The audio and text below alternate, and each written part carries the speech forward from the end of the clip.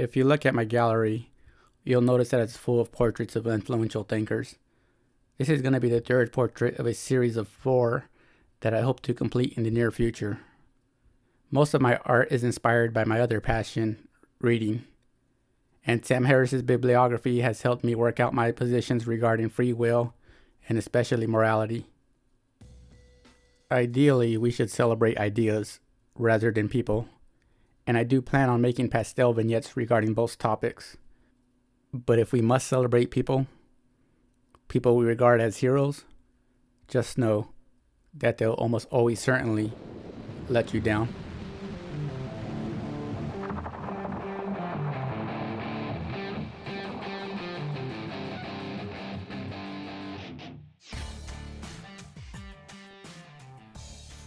So as you can see, the first layers are looking kind of rough, and to be honest, I had my doubts while working on this portrait. With each layer I was losing my enthusiasm. You'll notice that the first layers that I applied were of the brightest colors in the palette. A bright orange, a bright blue, and almost a neon pink. I like to start my portraits by exaggerating the colors, because by the time you're done, these foundational colors will be mixed in with all the layers that are on top of them, and they'll just be strong enough to add a sense of realism, but weak enough not to be overpowering.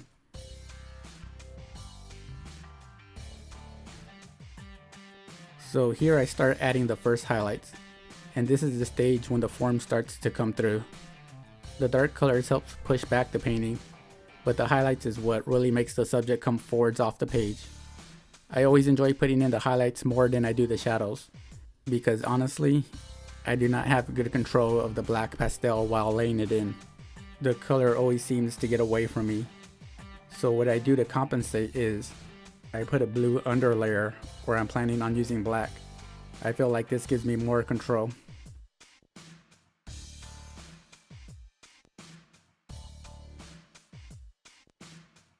There are advantages and disadvantages to working on a portrait at this large a scale. One of the advantages is that you can lay in a lot more details, and that's what I'm doing here with the pastel pencils. I like to wait as long as possible before painting the eyes. That's because the rough initial layers, along with the missing eyes, gives the portrait a creepy feeling, and I enjoy seeing that total transformation when you decide to render the eyes. The disadvantage of working at a large scale is that you lose that signature pastel painterly look. Because the subject is so large, you can't get away with using a single stroke to imply light bouncing off of him. And it's these deliberate, efficient strokes that give pastels their signature style. So my portraits tend to have a hybrid feel to them between pastels and colored pencils. When I do use pastel pencils, I try to keep it very loose and erratic, not too precise, to help sell this hybrid style.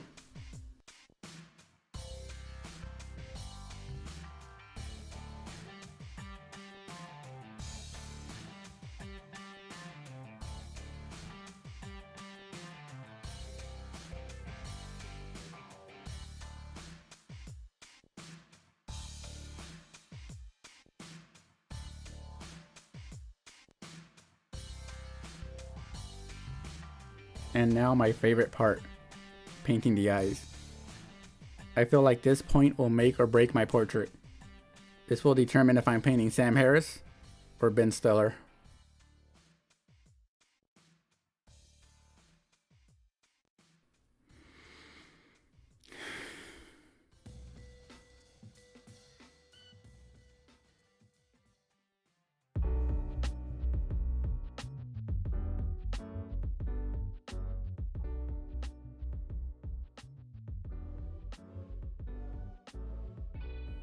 One of the reasons I admire Sam is because he's one of few liberals that are willing to stand up for liberal values across all cultures, even when it's inconvenient to do so.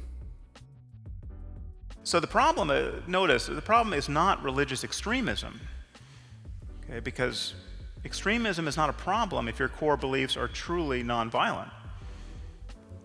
The problem isn't fundamentalism. which we often hear this said. These are euphemisms. I mean, the only problem with Islamic fundamentalism are the fundamentals of Islam. We have been sold this meme of Islamophobia, where every criticism of the doctrine of Islam gets conflated with bigotry toward Muslims as people. It's gross, it's racist.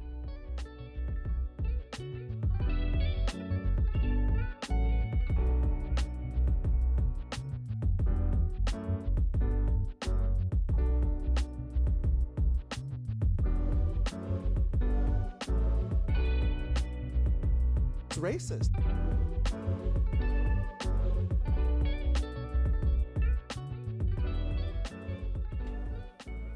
Pastel painting for me is all about building layers. By the time I'm done with the portrait, one area could have up to 10 layers, while another could just have 1 or 2. And it's this constant process of laying in the middle tones and then the darker and lighter tones on top of them, and then taking a step back and determining if you have to repeat.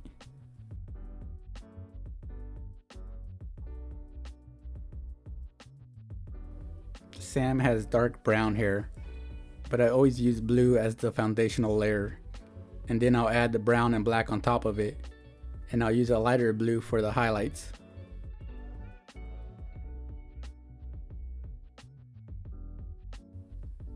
Here I lost the stencil for the ear, so I have to draw it. The thing about pastels is that they're very forgiving. If you don't press down too hard into the paper, they are easily erasable, which is good because I always have trouble painting ears because of how intricate they are. The ear is transparent, so I usually use a burnt umber to suggest that light coming through. Back to the hair, and this will be a good demonstration on why I hate working with black. As you can probably tell, that black I have in my palette is way too dark and it's overpowering all the other blacks. So I have to do 2 things. I have to go in over the black with the lighter blues, grays, and browns to tone it down. And eventually I'm going to have to go back into the face and use that same black to punch up the eyes, the nose, the mouth, and underneath the chin. Because the way it sits right now, the hair is robbing the rest of the portrait of this sense of depth.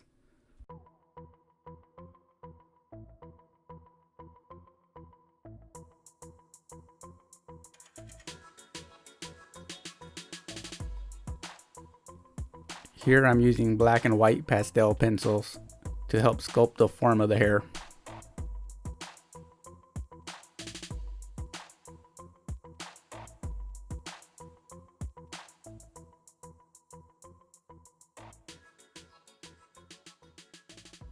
And here I'm punching up the black in the face, and you'll see that the face starts to get pushed back to its appropriate depths.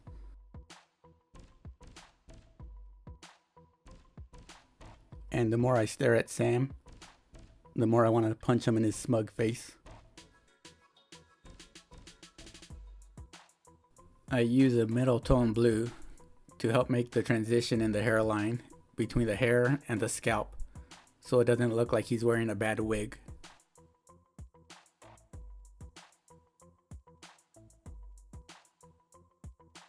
The finishing touches to the face with a white pastel and a black pastel pencil to help suggest the shape of the cheek.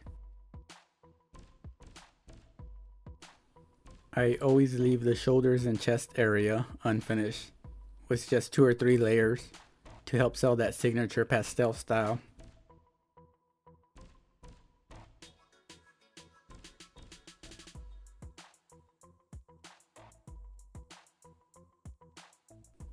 And now on to the background.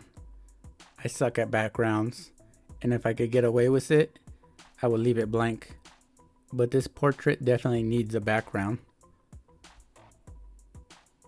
The background should serve one purpose, to help prop up the subject of the painting.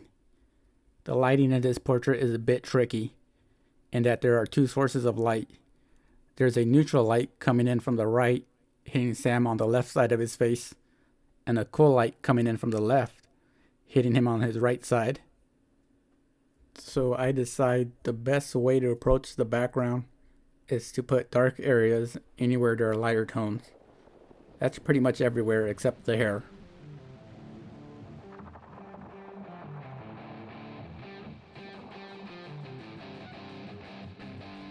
I like the background to be soft and subtle, so I'll go over it with a bristle brush and I'll make sure I work in all that pastel dust into the texture of the paper.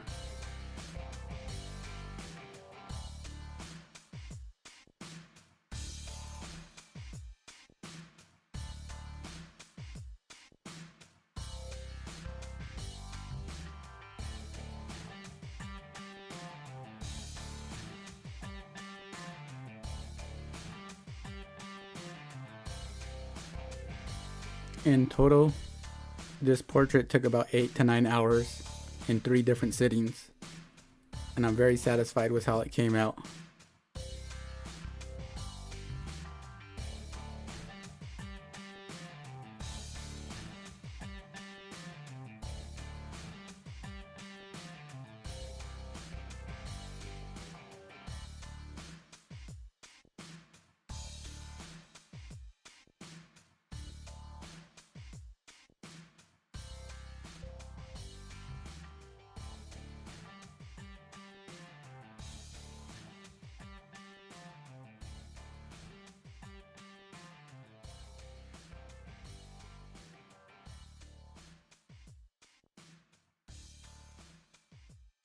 Do you ever wonder what it is to be conscious?